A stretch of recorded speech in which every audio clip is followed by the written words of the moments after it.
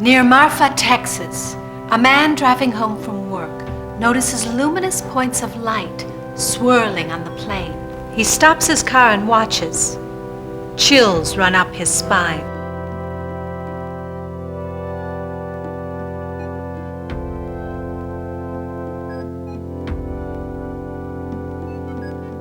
Baya, a young girl in India, visits a family in a distant village.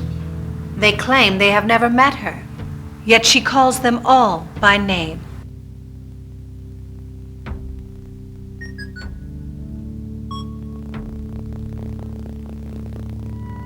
Flying solo across the Atlantic, Charles Lindbergh almost falls asleep.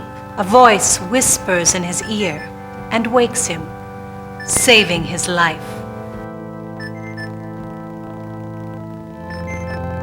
One night, an Australian Aborigine is terrified when an uncle, recently deceased, follows him into camp. The next morning, he finds his uncle's dead body and breaks its legs, so that the dead man can no longer stalk him. Fatima, Portugal. A large group of people wait in the rain. Suddenly it stops. The clouds part and the sun plunges through. A brilliant light fills the sky. There she is, someone cries. The Blessed Mother.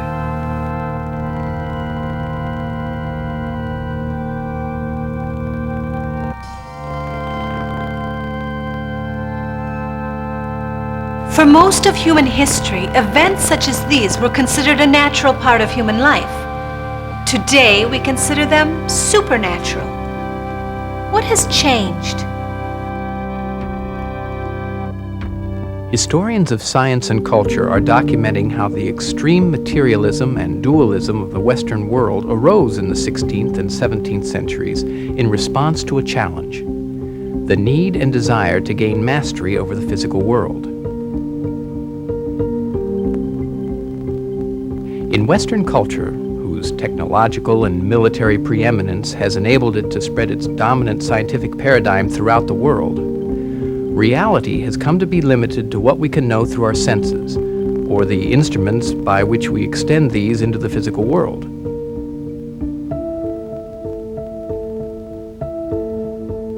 Domains of the spirit, the vast range of being and beings with and without form, which all peoples through recorded time and throughout the world, including ourselves till the past 300 years, have experienced as real, have been relegated largely to those academic departments that study belief and subjectivity. It is possible, as the poet Rainer Maria Rilke has suggested, of all the domains of the spirit, the senses by which we could have grasped them have atrophied. John Mack.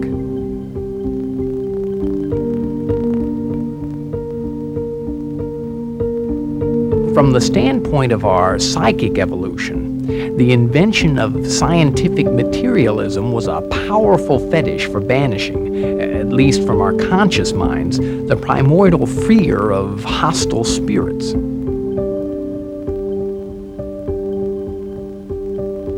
One can understand the appeal of scientific materialism.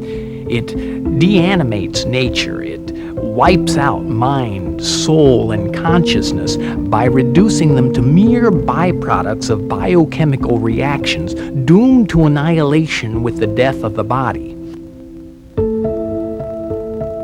Science makes our fear of the other go away. Michael Grosso. Nonetheless, a strong undercurrent of spiritualism persisted in the West. A spiritualist movement surfaced in America in the mid-19th century and quickly gained popularity. Seances in which spirits of the dead were allegedly contacted caught the attention of scientists. The Society for Psychical Research was founded in England in 1882 to research these phenomena, and a uniquely Western union with the spiritual world was born.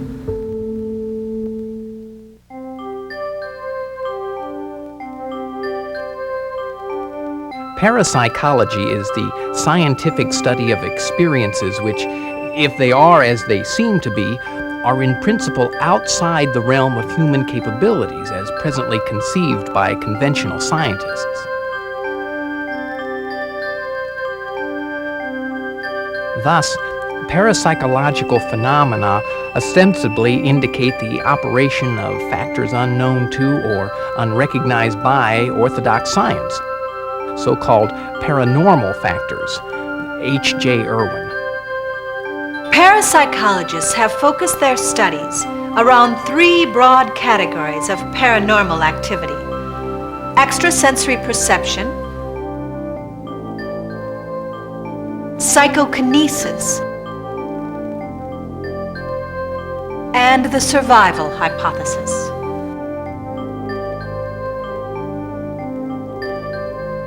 Extrasensory perception, or ESP, includes telepathy, which involves mind-to-mind communication, clairvoyance, which is the awareness of an event not detected by the usual senses, and precognition, the knowledge of a future event. Researchers claim that the most common experiences of ESP occur in people's dreams. In dreams, we put on the likeness of that more universal, truer, more eternal man dwelling in the darkness of primordial night. There he is still the whole, and the whole is in him, indistinguishable from nature. C.G. Jung.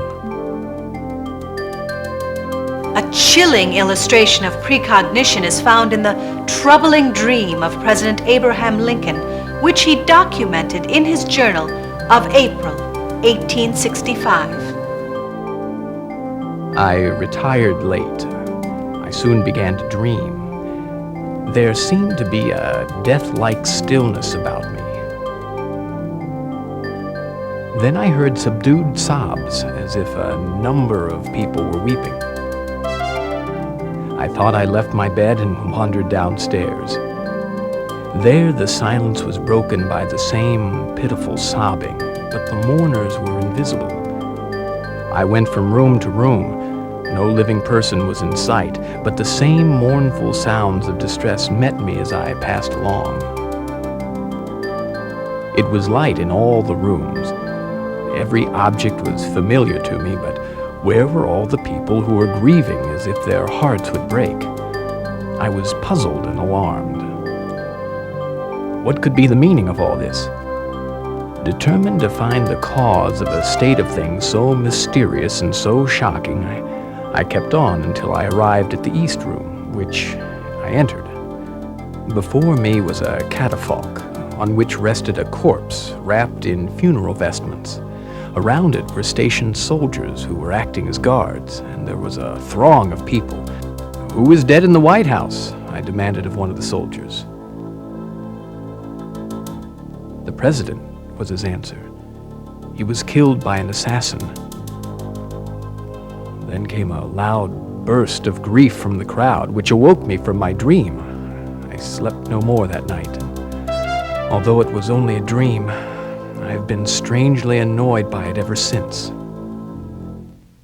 10 days later, President Lincoln was assassinated. Extrasensory perceptions are not unusual talents possessed by specially gifted individuals.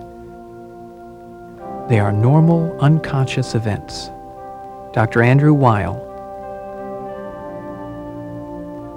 The second area of parapsychological study is psychokinesis, or PK, which means movement by the mind.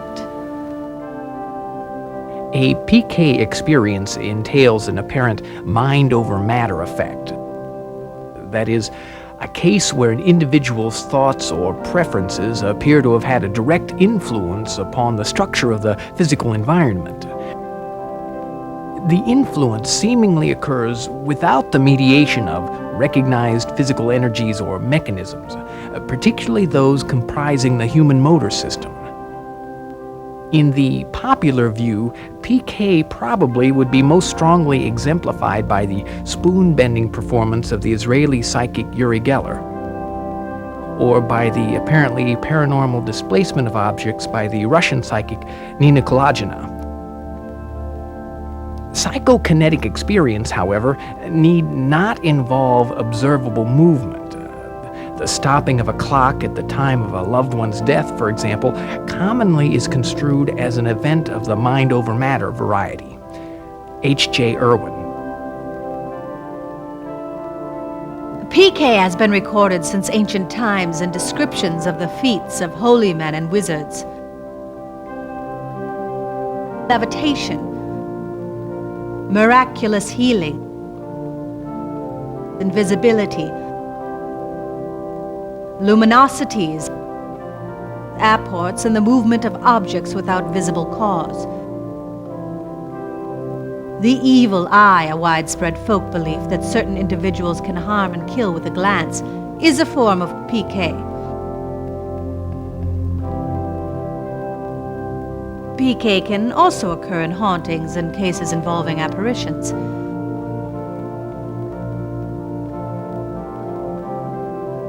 Often these physical feats are attributed to spirits or spirits of the dead.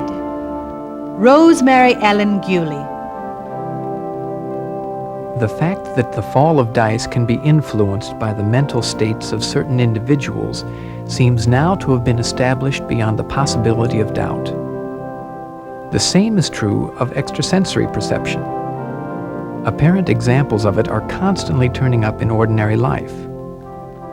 Aldous Huxley.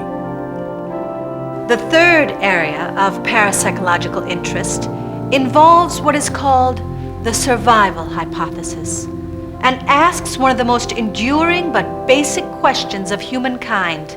Does some element of the human spirit survive the death of the physical body? To the question, where does the soul go when the body dies? Jacob Boehm answered, there is no necessity for it to go anywhere.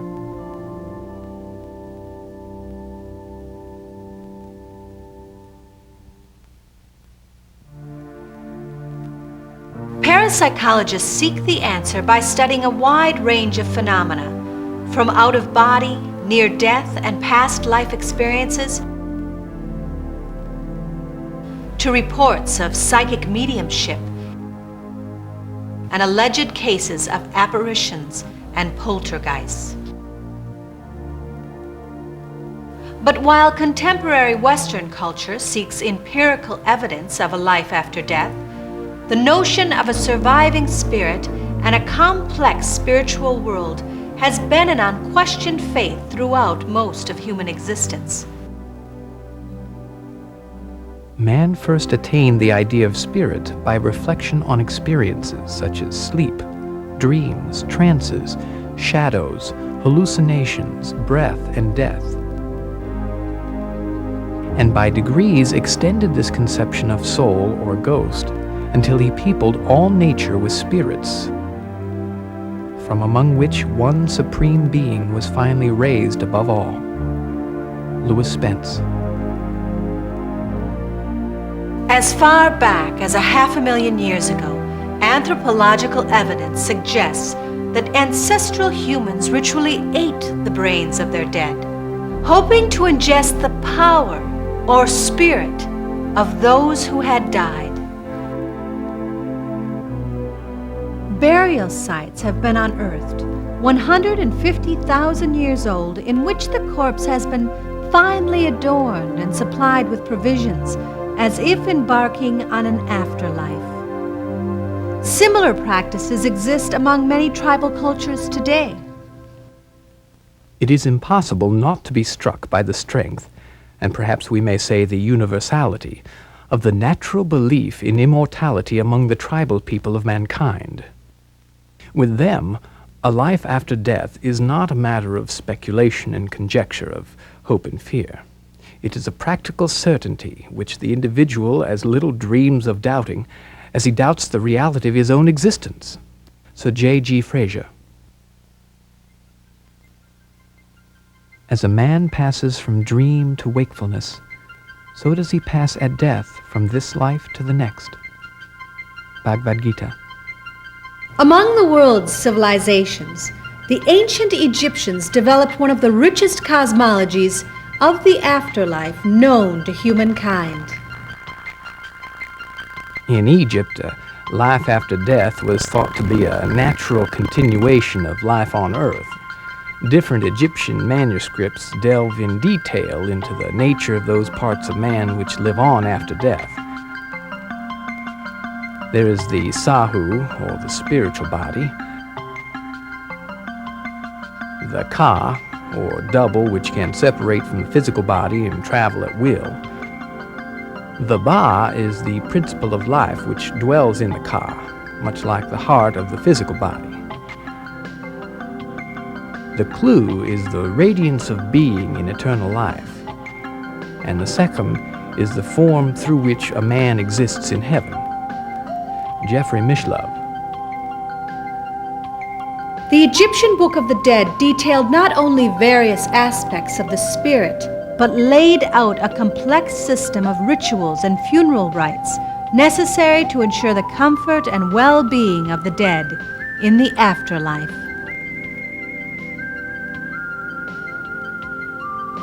The Egyptians believed that it was important to preserve the body itself. In its most elaborate style, mummification entailed removing the brain and intestines, as well as sometimes, in the case of a male, the sexual organs. Natron, natural sodium, was then applied to the body externally, and a mixture of natron, spices, and oil was inserted into the cavities vacated by the viscera, the space being then filled with wads of linen.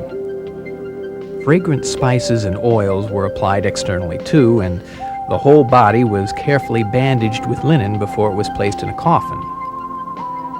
The removed organs were also preserved, the viscera being kept in 4 jars, which were said to be protected by the 4 sons of the god Horus. The whole embalming of the body seems to have implied an imitation of what was done in the legend to Osiris by Anubis in Abydos, so that the dead person was thereby identified with Osiris. Amulets were usually placed within the wrappings of the mummy, and special importance was attached to the heart scarab, which was placed on the chest. Clearly, the heart was regarded as the medium of spiritual understanding. It was not removed like the other inner organs. Jeffrey Perinder. Contrary to the Western notion that human cultures throughout time have believed in the existence of the spirit after death solely because they have feared dying, anthropological evidence suggests that just as important, humans have actually feared the dead. Traditional holidays or rituals designed to placate the spirits of the dead by feeding or honoring them can still be found all across the globe. The Hungry Ghost Festival in China, Mexico's Day of the Dead, ritual sraddhas in India, a banquet with the shades in Africa.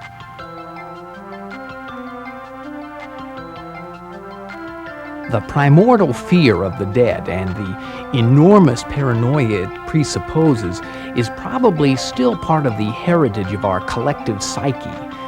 If depth psychologists have demonstrated anything, it is that we humans are walking psychic museums.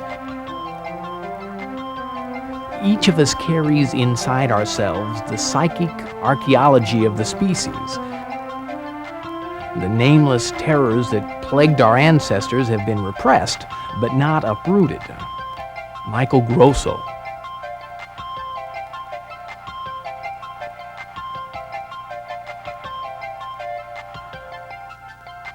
A persistent belief in the spirit surviving the physical death of the body lingers in contemporary Western culture.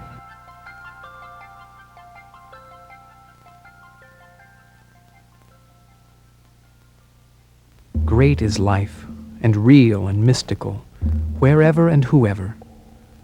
great is death. Sure as life holds all parts together, death holds all parts together. Sure as the stars return again after they merge in the light, death is as great as life. Walt Whitman. A 1981 Gallup poll found that almost 1 in every 4 Americans believes in reincarnation. This is surprising, since the idea that the spirit leaves the body after death and enters a new body is not a tenet of Christian faith. The unexpected statistic reflects the growing fascination in the United States with Eastern religions, such as Hinduism and Buddhism, and indigenous tribal beliefs that often take reincarnation for granted. Worn-out garments are shed by the body. Worn-out bodies are shed by the dweller within the body. New bodies are donned by the dweller like garments. Bhagavad Gita.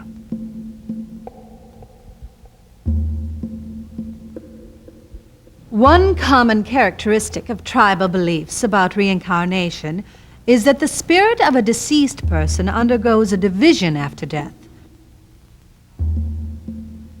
Part of it traveling to the land of the dead, where it becomes an ancestral spirit, while another part of it returns to Earth to animate a new body. Rosemary Ellen Gulley. It is the shaman whose torch illuminates most revealingly the realm beyond death. Kenneth Ring. In many cultures, the word for shaman is fire, is one of fire. They're transformers. They're people who are there to take something basic, whether it's an illness or a question, and transform it, turn it into something else.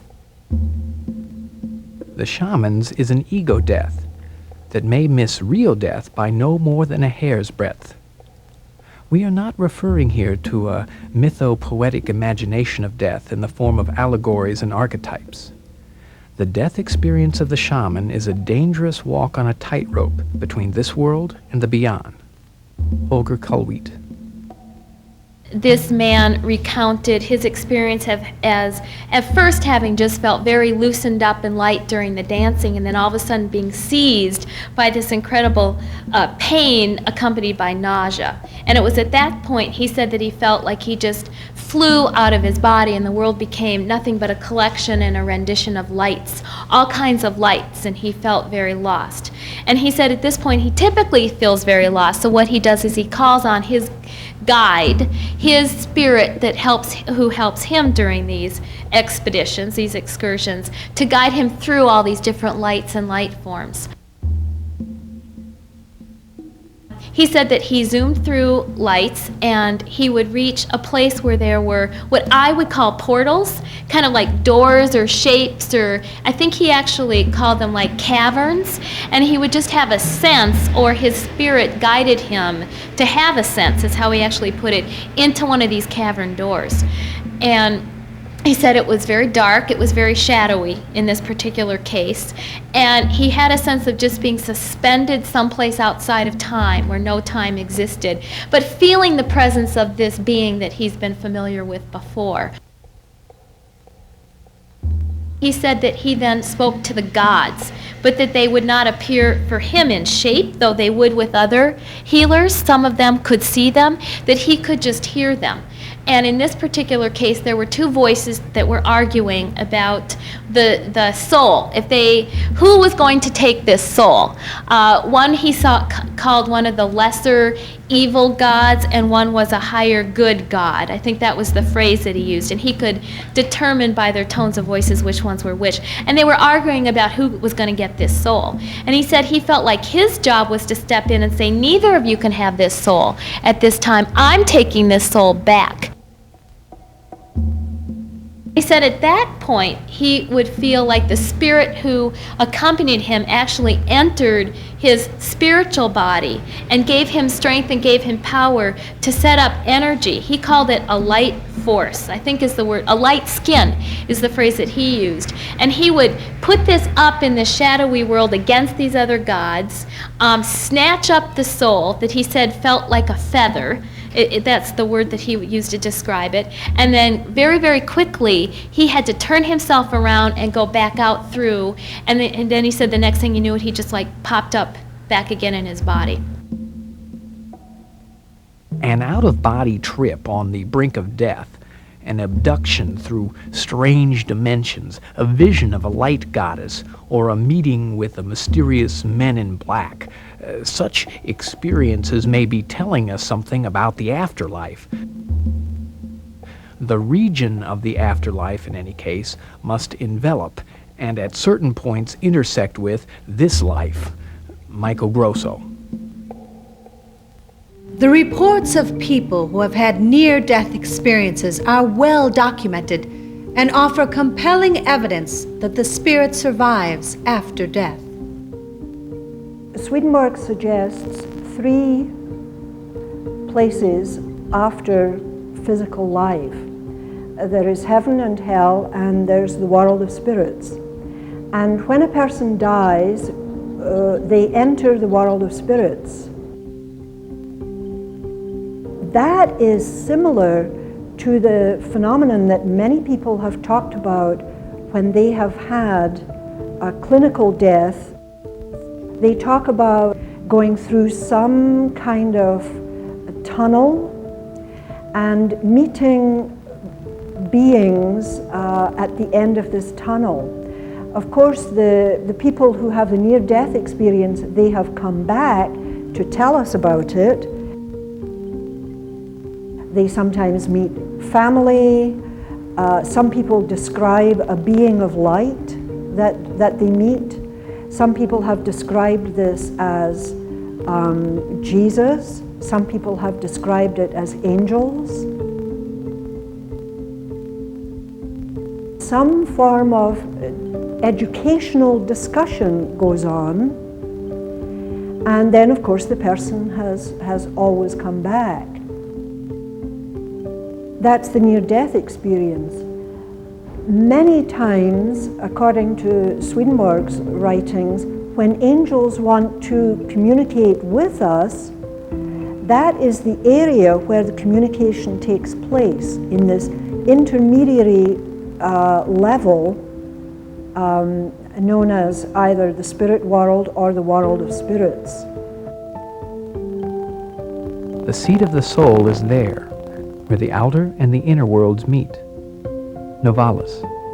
Parapsychologists have extensively studied near-death experiences, though intrigued with the frequency in which they occur and the striking similarities between cases. They do not believe that this proves that the spirit survives after death, since the people who have had these experiences do not actually die. There's a spirit in the soul, untouched by time and flesh, flowing from the spirit, remaining in the spirit, itself wholly spiritual. Eckert. The out-of-body experience that is not rooted in a near-death crisis has also been frequently reported and is broadly defined as the sensation that the consciousness or the spirit of the person has temporarily left its body. There seem to be several distinct but related types of experience which are sometimes lumped together under the general rubric of out-of-body experience. These include 1. Lucid dreams, where one seems to be conscious within the dream world. 2. A clairvoyant awareness of distant locations. 3. The actual sensation of separation from one's physical body, floating above it, looking down upon the physical form. 4. Traveling outside of one's body to different locations in physical time and space. And 5. Gliding and flying through the various supersensible astral and spiritual planes. Thousands of OBEs have been reported by individuals of all ages and from all walks of life.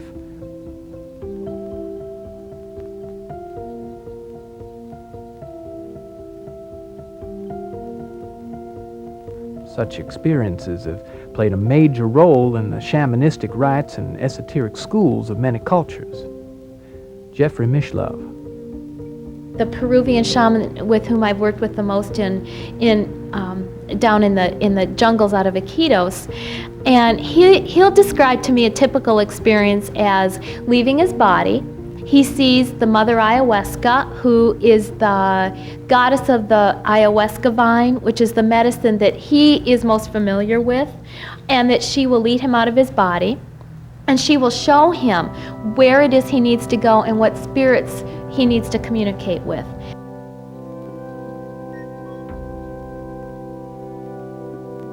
Sometimes he's brought to Pachamama, a snake goddess.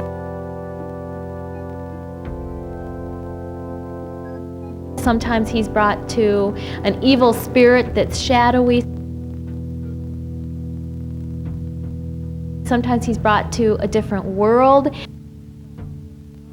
He'll go on and on and on and describe 1,000, 2,000 various planets and worlds that he will go to get information and to get healing energy. He will ask about his patient. Are they from, he calls it the blue world, the water world, the world of light spirits, the world of dark spirits? He'll have a series of questions that he'll ask. And he has related that at times he likes to actually go to that world and he can see it and perform the healing there or get advice about the healing.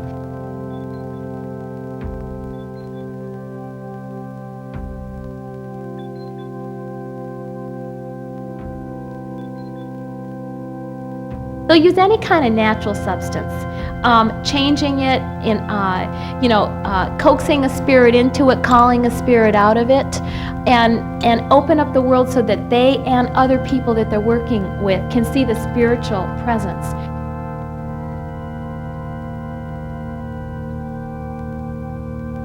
Reports of experiences with apparitions are universal and excite more interest than any other phenomena studied by parapsychology. Stories of spirits, hauntings, and divine or evil visitations can send chills down the spine. I lay on my bed and felt a presence. The air was crackling and electric. A wave of vibration came to me through the door of my bedroom. When the wave ebbed, quickly I was drawn toward the door. I knew he was calling, and that the minute vibrations in the atmosphere were a summonings to me. I went from my bed through the air palpitating with a new cold and opened the door, and he was waiting for me. His face was hairy. It was covered like his body with a felt of blue-gray hair. He was a man in his features and in his almost upright, slightly leaning posture. His legs were different. I was not aware of them as human. They ended in a shaped stump of something like a hoof.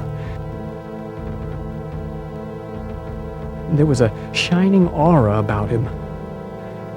Arthur Girdham.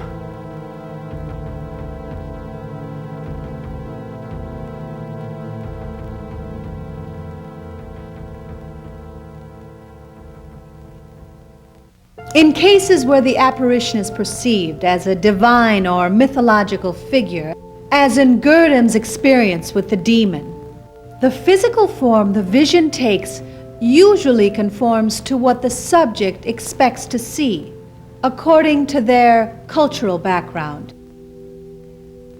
The Virgin Mary, Vishnu, an ancestral spirit, animal totem, guardian angel. The first time I was in the woods, I was alone, imagining fairies and elves and things like that, and I heard a rustle, and I turned around and there was a large creature with wings. White, very tall, shimmery.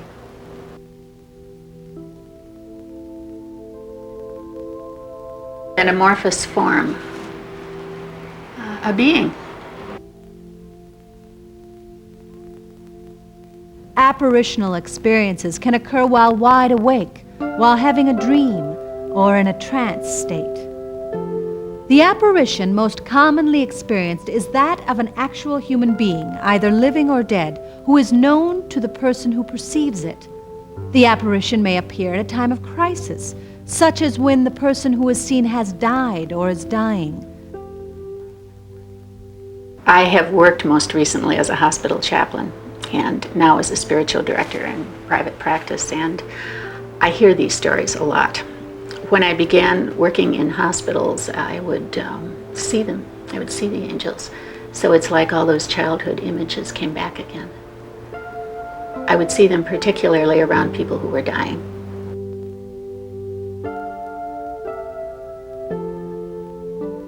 Likewise, a person who is dying often experiences the presence of take-away apparitions, friends or family members who have passed on before and now beckon for the dying to join them.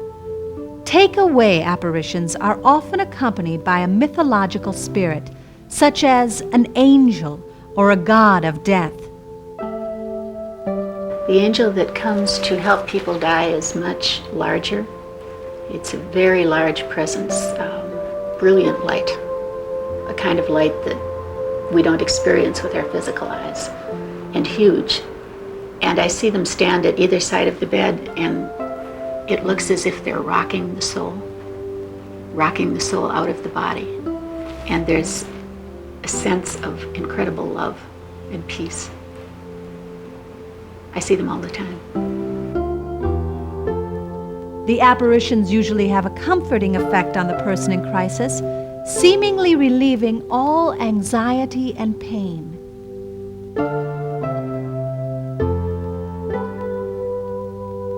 Most apparitional experiences occur when a person is alone or is the only one who sees it. But instances of collective sightings exist. An experience can also be reciprocal, in which two people who are not in proximity to one another see or sense each other. This usually occurs between two people who are intimate. Hauntings, or the presence of an unexplainable phenomena at a particular location, may or may not include the appearance of an apparition. Often the experience is more of a sense, such as a smell, a strange noise, or a feeling that a spirit is present. When apparitions do appear in this context, they are usually called ghosts. This type of apparition has a long and sensationalized history. A classic example is found in a letter written by Pliny the Younger, a Roman in the 1st century A.D. There was formerly at Athens a large and handsome house which, nonetheless, had acquired a reputation of being badly haunted. The folk told of how, at the dead of night, horrid noises were heard. The clanking of chains which grew louder and louder until there suddenly appeared the hideous phantom of an old man who seemed the very picture of abject filth and misery. His beard was long and matted, his white hair disheveled and unkempt. His thin legs were loaded with the weight of galling fetters that he dragged wearily along with a pitiful moaning. His wrists were shackled by long, cruel links, while ever and anon he raised his arms and shook his shackles in a kind of impotent fury. Some few mocking skeptics who were once bold enough to watch all night in the house had been well nigh scared from their senses at the sight of the apparition. And what was worse, disease and even death itself proved the fate of those who, after dusk, had ventured within those accursed walls.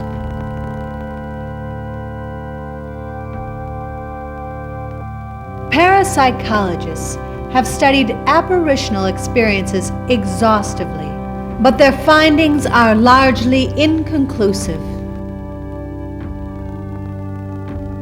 Theories have been advanced that apparitions are an expression of ESP, particularly of telepathy and clairvoyance.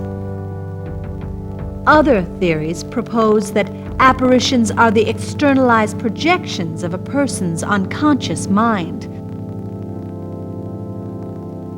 Some say they are pure and simple hallucinations.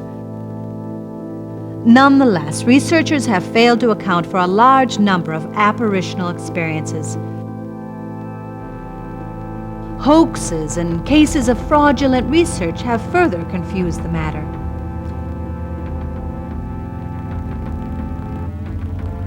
One area of study, however, has yielded some interesting results. The poltergeist, or noisy spirit, has been reported from all corners of the globe.